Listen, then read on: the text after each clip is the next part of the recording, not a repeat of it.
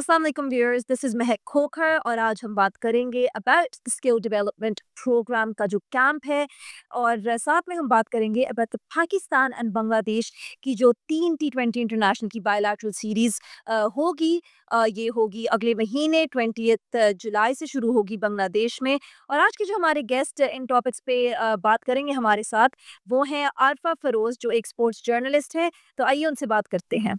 Arfa, सबसे पहले तो thank you so much for being here with us and for joining us. Humble to be here. बहुत शुक्रिया महक।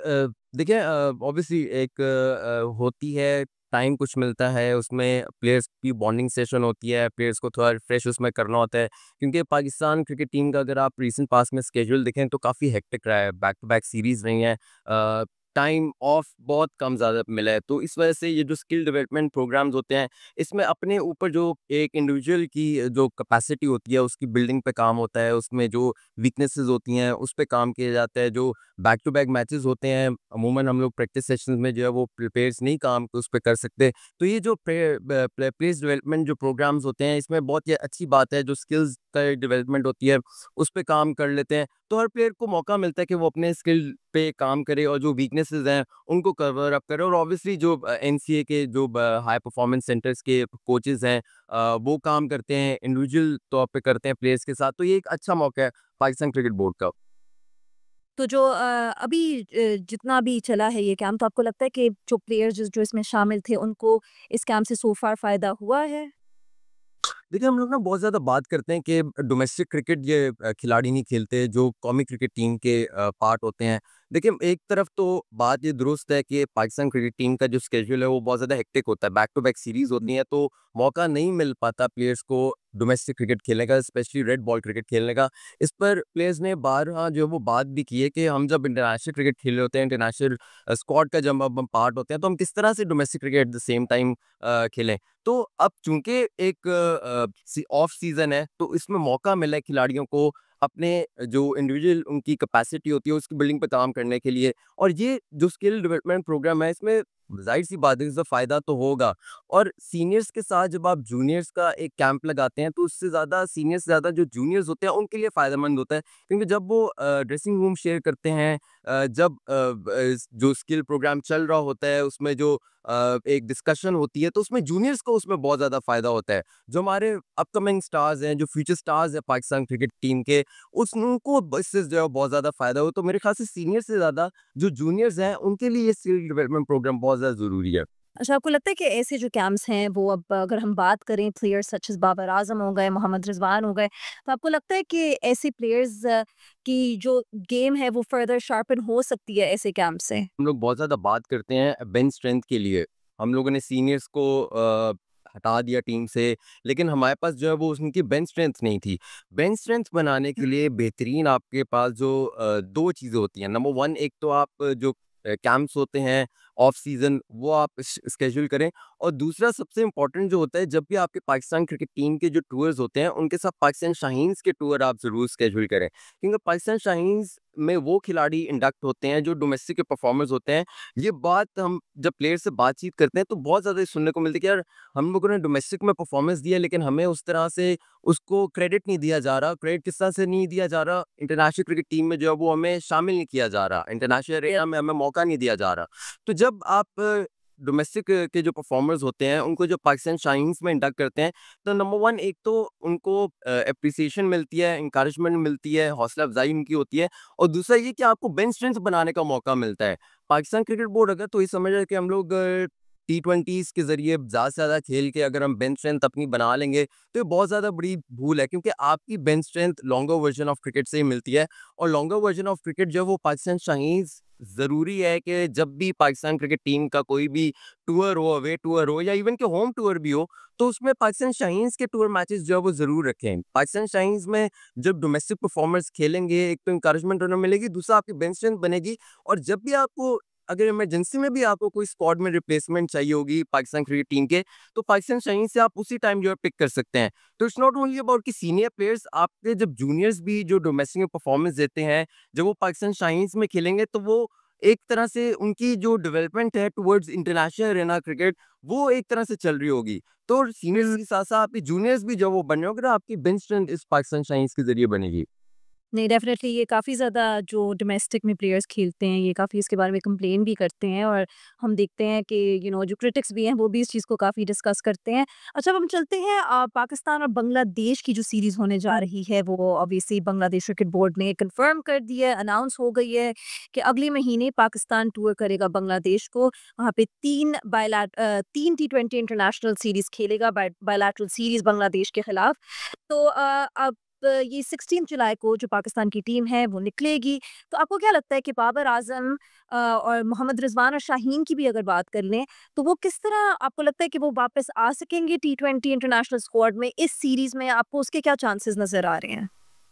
देखिए, बहुत अनफॉर्चुनेट बात है कि जो आपके सीनियर खिलाड़ी हैं, जिन्होंने आपको बैक टू बैक 3 से 4 साल सर्व किया है और आपको इट्स नॉट ओनली कि बायलैटरल सीरीज़ जिताई हैं, आपको टी20 वर्ल्ड कप के सेमीफाइनल में पहुँचाया है, फाइनल में पहुँचाया है। ये बहुत एक अनफॉर्चुनेट बात है कि उनको जब आपने ड्रॉप किया, तो उनको आपने नहीं बताया कि आपने जो किस तरह से कमबैक करना है।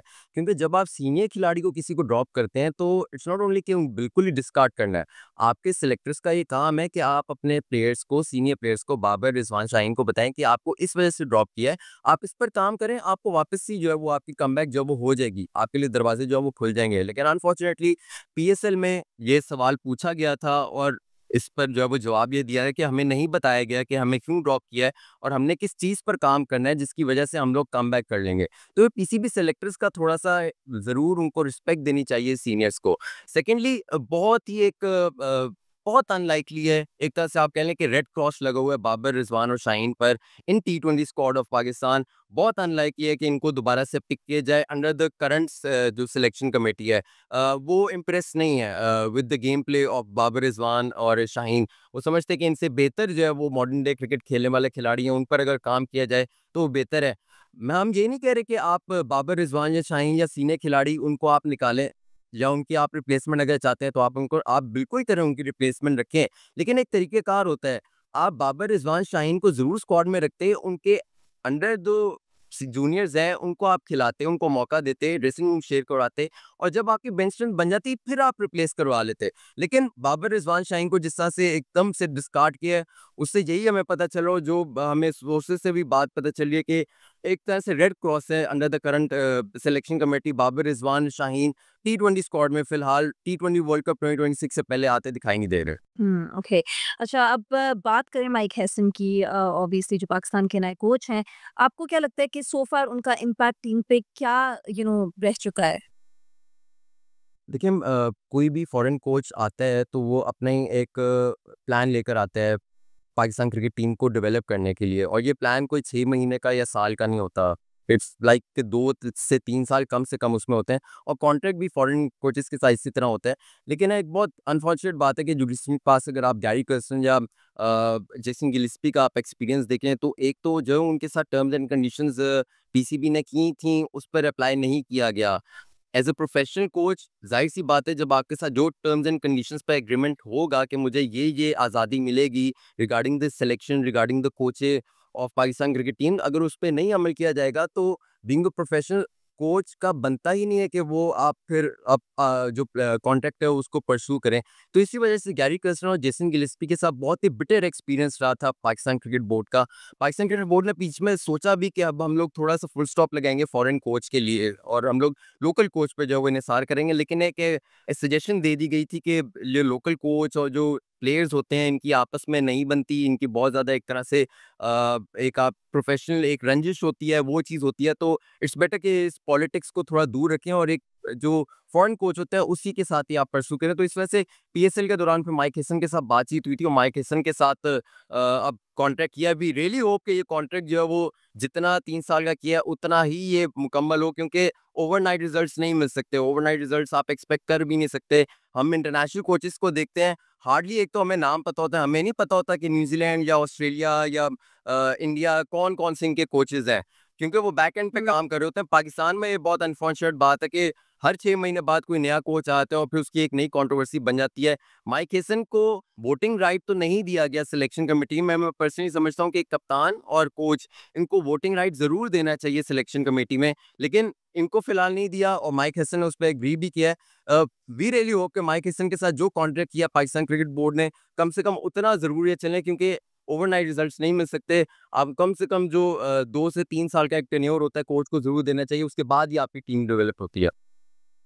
डेफिनेटली। अच्छा, आखिरी सवाल जो आई एम श्योर सब जानना चाह रहे होंगे इस सवाल का जवाब, कि आपको एक्सपेक्टेड स्क्वाड क्या लग रहा है बांग्लादेश सीरीज़ के लिए? क्या कौन-सी चेंजेस आपको नज़र आ रहे हैं कि होंगे फ्रॉम द प्रीवियस जो उन्होंने बांग्लादेश के अगेंस्ट पाकिस्तानी सीरीज़ खेली? देखिए चेंजेस नहीं होंगी, हार्डली 1 या 2 चेंजेस होंगी, लेकिन वो भी नहीं लग रही। जो को अभी रिसेंटली बांग्लादेश के साथ सीरीज़ हुई थी, उसी स्क्वाड के साथ ही परस्यू करेंगे, क्योंकि कहीं का रिजल्ट एक तो काफ़ी पहली अच्छा। बार और रिज़ल्ट भी उसका अच्छा था और थोड़ा-सा एक पॉज़िटिव नोट पर भी वो सीरीज़ जो है वो एंड हुई थी। तो अब चूँकि जो माइक हेसन है और कैप्टन सलमान अली आ गए हैं, उनकी थोड़ी-सी साइकी है कि वो ज़्यादा से ज़्यादा चांसेस देना चाहते हैं यंगस्टर्स को। तो इवन कि अगर यंगस्टर्स ना भी परफ़ॉर्म कर पाए, अगर थोड़े-से फेलियर भी उनको सामना करना पड़ा, तो पाकिस्तान के पास एम्पल टी20 मैचेज़ हैं, वो खेल सकते हैं, वो एक्सपीरियंस कर सकते हैं और मौका जो है वो मिल सकता है। और ठीक है, अच्छी बात है, अगर आपने एक डिसीज़न ले लिया है, सीनियर्स के साथ आपने नहीं जाना और आपने यंगस्टर्स के साथ ही जाना है, तो आप फिर उसी प्लान के साथ स्टिक करें। कम से कम जो 2026 का जो वर्ल्ड कप है, उस तक आप ज़रूर जाएँ कि जो जिन यंगस्टर्स के साथ आपने अब पंच एक बनाया है, उनमें सीनियर्स का कोई भी नामो-निशान नहीं है, तो इन्हीं जूनियर्स के साथ चलें और इन्हीं को एक्सपीरियंस दें और इन्हीं के साथ, क्योंकि ये कहीं न कहीं इन्होंने परफ़ॉर्मेंस दी है। आप हसन नवाज़ को देख लें, उन्होंने पीएसएल में परफ़ॉर्मेंस दी है, सलमान अली आगा की अपनी बहुत अच्छी परफ़ॉर्मेंस है। मैं समझता हूँ कि अगर रीसेंट पास्ट में कोई अगर एक प्लेयर है जिसने from red ball to white ball अपने आप को प्रूव किया, दैट इज़ सलमान अली आगा। तो सलमान अली आगा का गेम प्ले बहुत ज़्यादा इम्प्रूव हुआ है in all 3 formats of the game. तो एक सेल्फ कॉन्फिडेंस भी है कप्तान को और जो यंगस्टर्स के साथ वो चल रहे हैं, उन्होंने भी कप्तान को रिस्पॉन्ड किया है। तो 2026 तक आपको बहुत ही अनलाइकली चेंजेस नज़र आएँगी और बांग्लादेश और जो कमिंग वेस्ट इंडीज़ के साथ सीरीज़ है, उसमें आपको हार्डली कोई चेंज नज़र आएँगी। बिल्कुल सेम स्क्वाड के साथ ही पाकिस्तान जाएगा। ऑलराइट, चलें। Well, thank you so much Arfa, कि आपने हमें अपना टाइम दिया और हमें इतनी ज़्यादा डिटेल में सब कुछ एक्सप्लेन किया। It was really nice talking to you. Thank you for joining us and hopefully we will be talking to you soon again. Okay, guys, that's all we have for you today. This is Mehak Kokar. I'm signing off from Zalmi TV. And don't forget to subscribe to Zalmi TV for all the, sports updates. We will see you again soon.